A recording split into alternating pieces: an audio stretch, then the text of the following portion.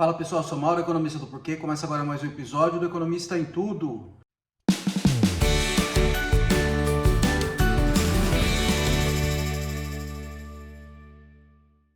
Para você que está chegando por aqui, eu convido a se inscrever no nosso canal e a ligar o sino para receber as notificações. Toda semana 3 vídeos novos. E também para dar uma olhada no nosso site www.porque.com.br, que tem bastante conteúdo escrito lá. Hoje eu vou falar do Copom, que é o Comitê de Política Monetária do Banco Central, que se reuniu na semana passada para definir a taxa de juros básica da economia, Selic, né? As reuniões do Copom agora, elas ganharam tons dramáticos, né? Porque desde que o executivo, e em particular o presidente Lula, começaram a reclamar bastante, de maneira bastante enfática dos juros, né? Os juros tão altos mesmo.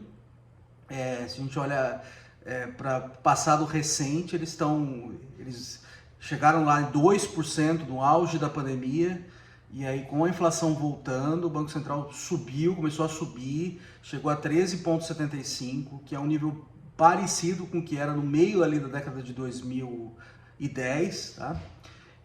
Já teve mais alto, sim, já teve mais alto. O nível que a gente está falando, o nível de taxa de juros real, é parecido com o que tinha ali no meio da década de 2000, quando a gente teve um surto inflacionário também. Subiu bastante e aí está mantendo aí durante um bom tempo. E na reunião do Copom, optou novamente por manter 3,75, nesse nível relativamente alto.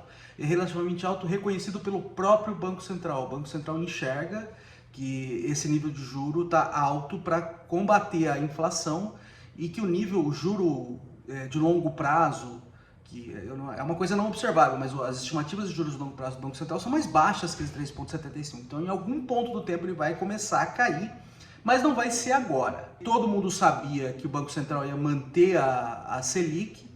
A questão assim, se teria algum... Porque já tinha sinalizado antes, o Banco Central está fazendo tudo assim de modo a não gerar só avancos no mercado, ou seja, tudo meio que anunciado previamente.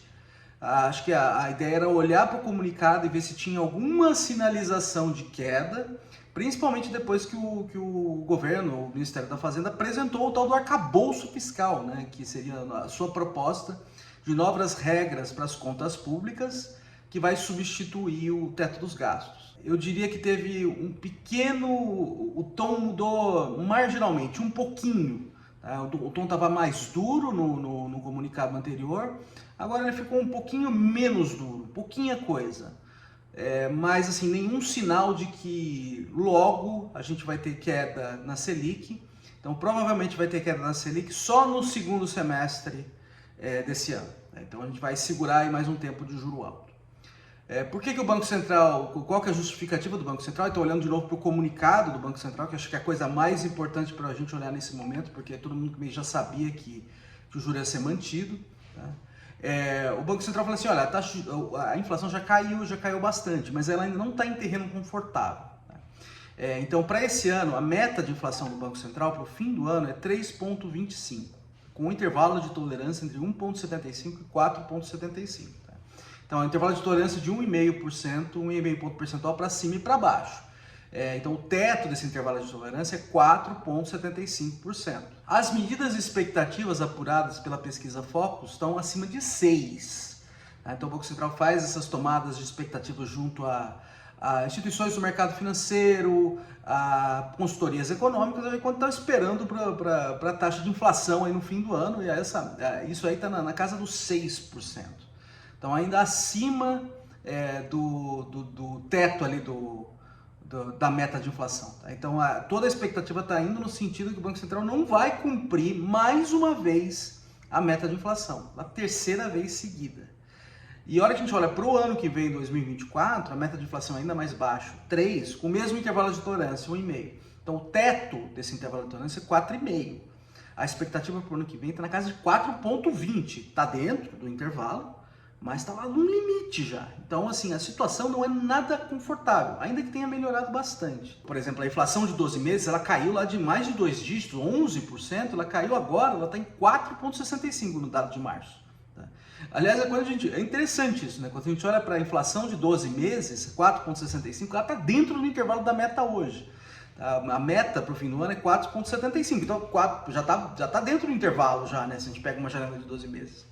O problema é que essa inflação ela vai subir ao longo do ano, essa inflação de 12 meses. Por quê? Porque a hora que você vai rodando a janela de 12 meses para frente, vai começar a sair meses em que a inflação for muito baixa. Tá? Então, em particular, teve meses ali no meio do ano de 2022, durante o governo Bolsonaro, em que teve aqueles cortes de impostos sobre combustíveis. E aí, combustíveis e energia. E isso aí fez com que os preços de energia e combustível despencassem. E aí a inflação foi inclusive negativa durante esse período. Teve deflação, basicamente por causa desses dois itens. À medida que a janela dos 12 meses vai rodando, uma hora esses meses de inflação negativa vão sair da amostra. E aí a inflação acumulada de 12 meses tende a subir ali. Tá? Então por isso que mesmo que a inflação hoje de 12 meses esteja dentro do intervalo, no fim do ano ela não vai estar. Então, muito provavelmente não vai ser cumprida a meta de inflação. Bom, qual que é a justificativa do Banco Central, de novo, para manter? E aí falar um pouquinho sobre o tom, como que foi mudado o tom. Não, o cenário está muito nebuloso ainda. Tá? Então, ele está falando, olha, vamos esperar um pouquinho, vamos dar uma respirada antes de tomar qualquer decisão. Tá? Qualquer decisão de começar um ciclo de diminuição da taxa de juros.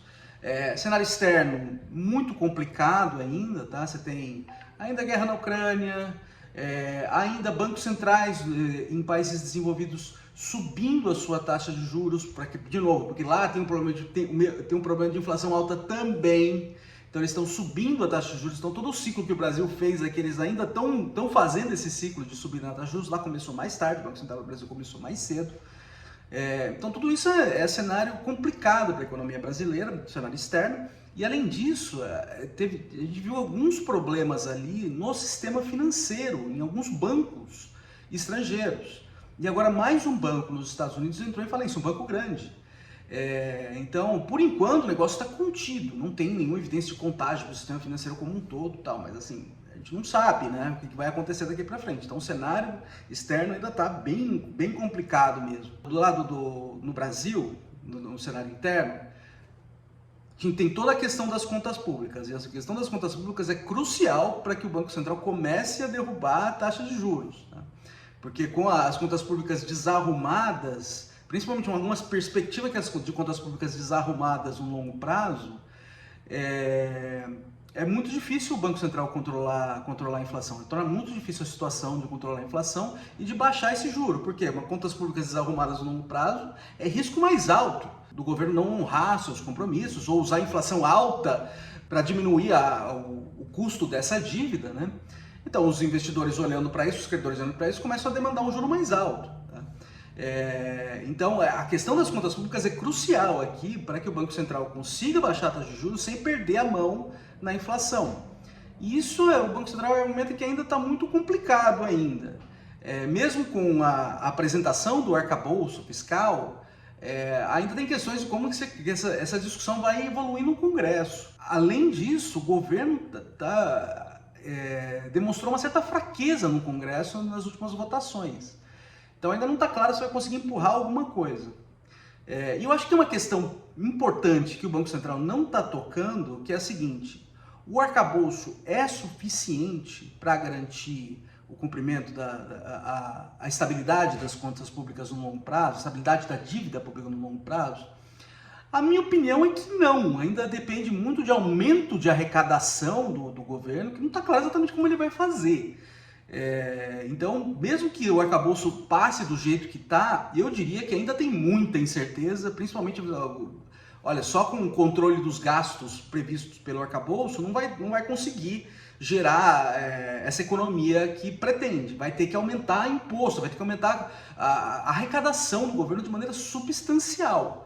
E isso não está claro como vai fazer. Tá? E assim, e como que vai fazer isso? Vai fazer reforma tributária? Como é que vai ser essa reforma tributária? Como ela vai andar no Congresso? Para mim isso aí está muito nebuloso ainda.